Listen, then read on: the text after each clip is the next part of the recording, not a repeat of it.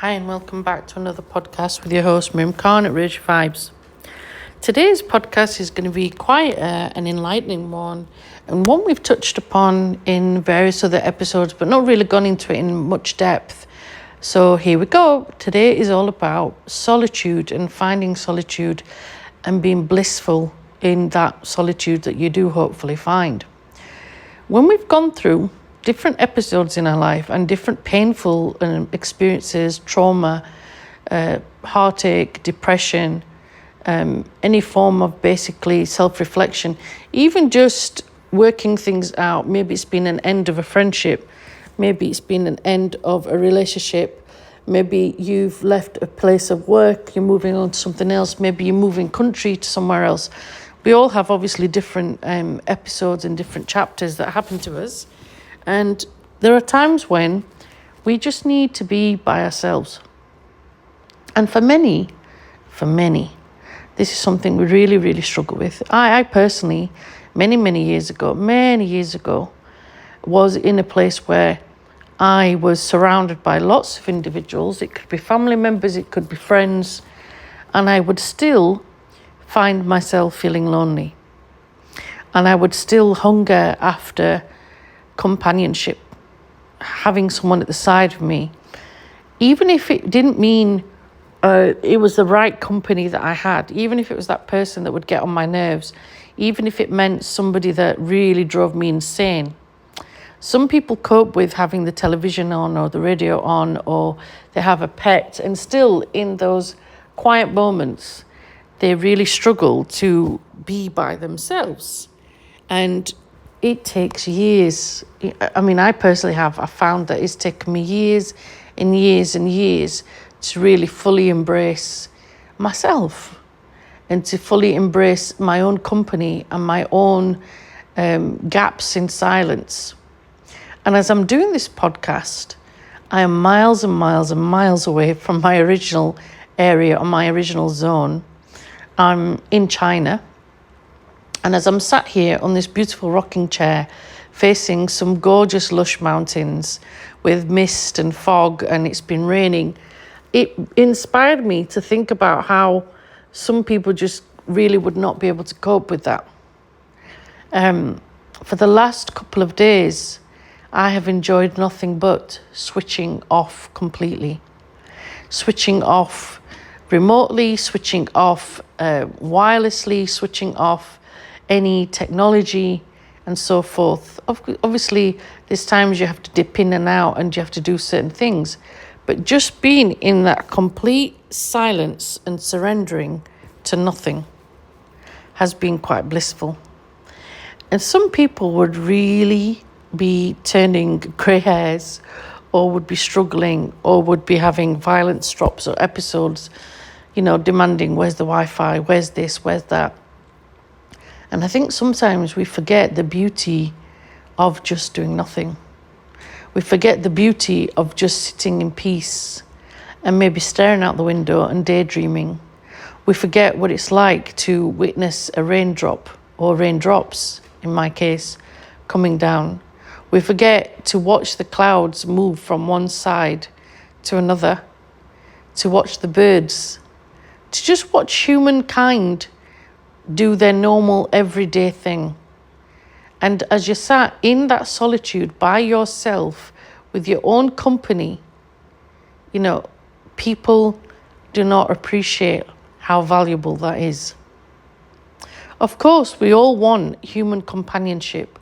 We all want some form of communication.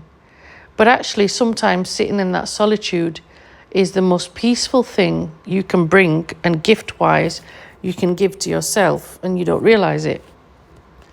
It's a time to sit back and rejoice. Rejoice over the blessings you've had. Maybe rejoice over the tough things you've gone through as well. I certainly have this year. It's a time to reflect. Look back at your past actions, the actions of others. Look back at things you wish you could have done differently or you're proud of, but perhaps at the time didn't realize that you're proud of those initial stages. And it's a time to reflect and be thankful. We don't often sit and actually look at the way we breathe. We take it for granted. We don't rejoice. We don't surrender to that tranquil breathing state of meditation. We do it automatically, that we forget sometimes that there's people on this planet, bless them, struggling for that last breath. Or a baby's been born trying to breathe for the first time. Being in solitude when you're in this state does make you more thankful, does make you more optimistic, does make you more joyful. Because we're looking at the things that we take for granted. We're looking at the things that we should be thankful for and praising, and rejoicing those tender moments that other people sadly don't have anymore. Being in solitude means finding yourself as well. And I think that's one thing that many, many people struggle with big time. And like I said, many, many years ago, I struggled with this. I personally used to find it very, very difficult being by myself. And a lot of that came out of fear. Fear of being by myself, fear of my own company, fear of being home alone, even though obviously I lived on my own. But being in your own companionship, It takes a long time to be okay with you as a person and yourself. It takes a long time to be happy with, as I've called it before, the big, the bad, the beautiful, and the ugly sides of us. Sometimes it does us the world of good just to rest our voice and rest our minds. And it might be that our body is craving inner peace and inner sleep and meditation. I've certainly done that over the last couple of days. Sometimes we need to just switch off. We have to switch off from the high-powered jobs, from the crazy deadlines, from the crazy things that are thrown at us sometimes that we're expected to cope with and expected to react with and expected to deliver on. And sometimes we just need that peace. And it can be very difficult in the digital world that we live in when the demands are very high and you've got emails coming in left, right, centre, or you have messages coming in left, right, centre, because we're in that type of world where the demands are quite high. And it's nice sometimes on your phone just to put it on airplane mode or do not disturb mode. Thank God for that option, hey, folks? Back in the day when mobiles were first invented, that option wasn't even something that was on there. And now, thankfully and gracefully, it is. So much so, we can use that to just switch off. And sometimes being with oneself and being with one, just without any disturbances, without any distractions, without knowing what's really going on out there, is the best type of solitude you can give yourself. Even if it means catching up on sleep. If your body has been in what I'm going to call a tornado because of work and deadlines and various other things, it needs that time to recalibrate.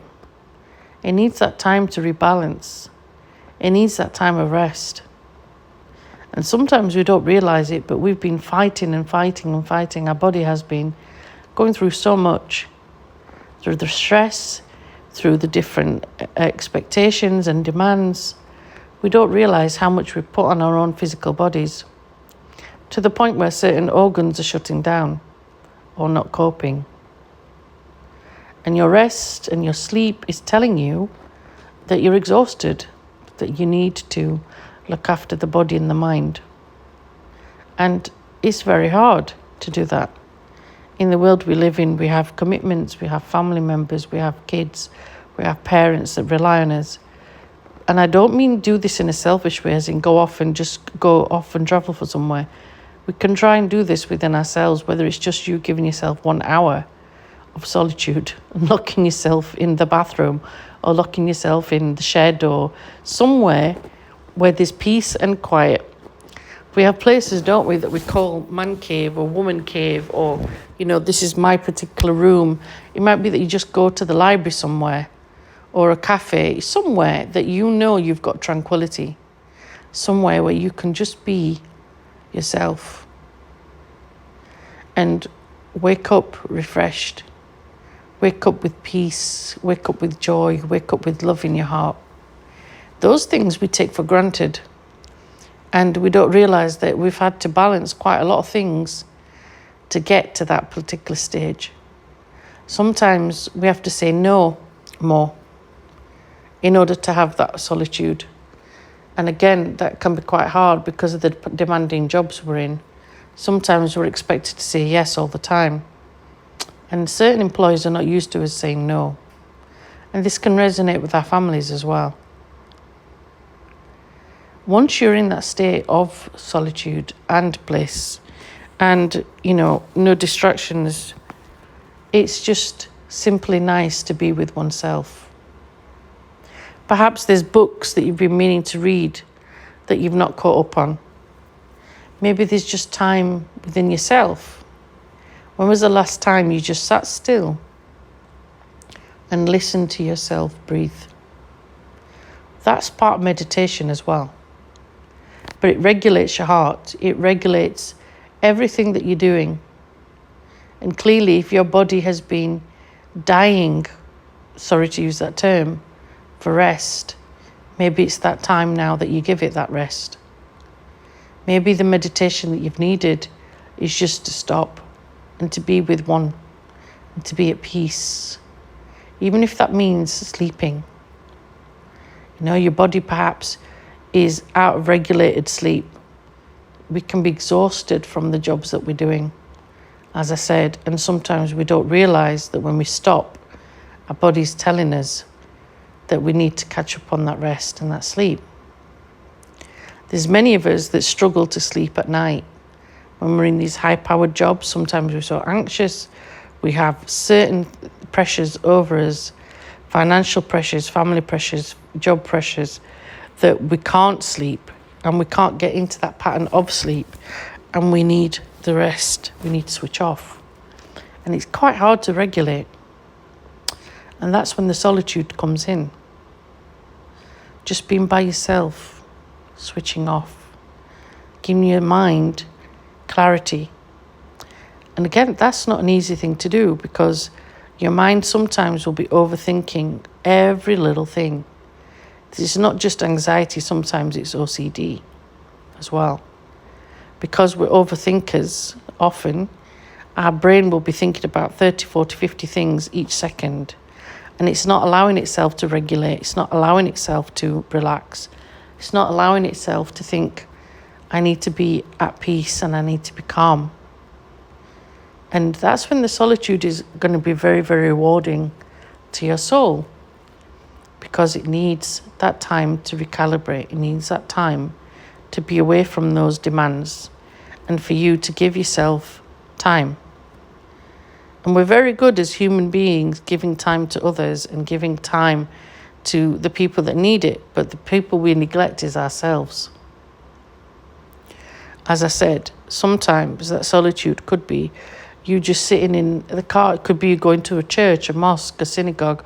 It could be you just sitting in a hall, a church hall. It could be just even in your car.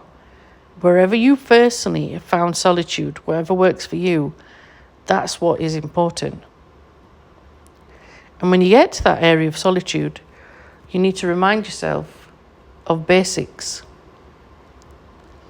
Rest, breathing, meditation. Meditation doesn't necessarily mean being like a monk. Meditation can also just be you putting on some music that you enjoy and just closing your eyes or keeping them open and just enjoying that music in peace and quiet with no disturbances, nobody annoying you, nobody coming and knocking on your window and saying, hey, what are you doing? Just you being with yourself and being at peace and enjoying that time of reflection, enjoying that time and that moment. It could be that you're not going to get the full hour. It could be that you just get 10 minutes, 12 minutes, 20 minutes of solitude. But the point is you get some. For each of us, it's going to be different. But the more you put that solitude time to a side, the more you realize you need it. Sometimes we need solitude that lasts longer than that. If we're able to financially afford it, and if we're able to find a place that gives us that little bit of salvation. And sometimes we have to go on retreats, we have to go away, and we have to switch the world off. As I said, that do not disturb button comes in quite handy for those of us that are able to do that. Some of us can't. And when we sit in peace and we reflect and we meditate and we really go inwards, you'll find that your body talks to you. Your body is telling you where it needs the rest, where it needs the tranquility. And at times, you could be just doing something simple like I'm doing right now, where you just sat watching a bird fly from one area to another. When was the last time some of us stopped to do that? When was the last time we made time to stop and do that? These are questions we have to ask ourselves, because we're so busy, wrapped up in all the different things we're doing, we forget. We forget that we've got beautiful nature around us. We forget that there's little things, little insects, trying to survive, trying to move, trying to, thrive. And we forget. Because we're caught up in our little woes and we're caught up in our little lives, that we forget there's a whole nother, aspect of our world around us, and we take it for granted. Sometimes we have to dip away from our head in emails and laptops and digital things and just look at what's going on around us. Yesterday I'd gone for a beautiful walk in this little town in China where there's not many things around, and at the moment it's quite a lot of rain. It's like monsoon season. And I came across this little cafe tucked away at the side of the main road. And initially I'd thought about going in there, and I thought, let me get to the end of the road, and when I come back, this will be the first place that I stop at. And I did. And whilst I had ordered my food and it had arrived, slowly all these individuals started coming into this little cafe. And the next thing you know, 3 of the very, very big tables were already full with different family members. It became apparent it was all family members then coming into the restaurant to eat together. And it was such a beautiful thing to see a great-grandmother who's probably in her late 90s and a grandfather and all the other aspects of children in there. So there was a child that was probably, the youngest was probably about 4 years old, all sat together on different round tables and merrily just eating together. And you could see all the different generations in that family just coexisting, living, getting on with each other, being in joy with each other, but also being in solitude with each other as well. Because as much as they gravitate towards each other, they still had their own separate lives as well. They had their own aspects of solitude within themselves. But it was such a beautiful thing to see. How many of us would have that now in 2024, where we all sit together and all the family generations, they're not arguing, and this occasion they weren't anyway. It can always change, can't it, within an aspect. But it was just beautiful to see them all at peace, and them all respecting each other, and them all loving each other's company, and embracing the fact that you've got someone who's in their 90s and the youngest is 4. They're all getting on with each other. They're all celebrating each other. They're all enjoying each other's company. And that's what is beautiful to witness. And it doesn't matter how long they're together for that meal. When they go home, clearly all of them have different aspects of solitude that they then, cope with and exist with. But how often is it that we see that aspect of collaboration where we've got this lovely family tied together? And not many of us do. Not many of us have that family. Some of us have broken families. Some of us don't have families at all.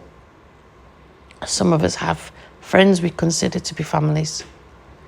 And we have a unique blended aspect of that.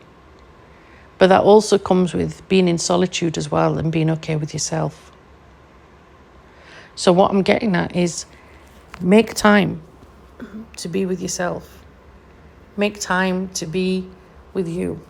Make time to be at peace with you. Make time to be at peace with others. And enjoy the solitude. No matter how many small doses, big doses it comes in, just enjoy it when it does arrive. Whether it's reading through a book, whether it's sipping a cup of tea or coffee at a cafe by yourself and just people watching. Maybe you sat in the car just listening to music. Maybe you're just going for a walk or a jog or a run. Maybe you sat on the beach by yourself. Maybe you just sat in the car listening to me right now. And maybe you're just in a room watching outside. Whatever it is, enjoy that solitude and enjoy the freedom that comes with it. Enjoy the time that comes with it. Because it's one of the most powerful times and the most important times that we have. And we don't often embrace it or soak it up. We're too busy doing this, and not enjoying the here and now. Much care, much blessings. Enjoy your moments of solitude. Thanks for tuning in. This has been Miriam from Raise Your Vibes.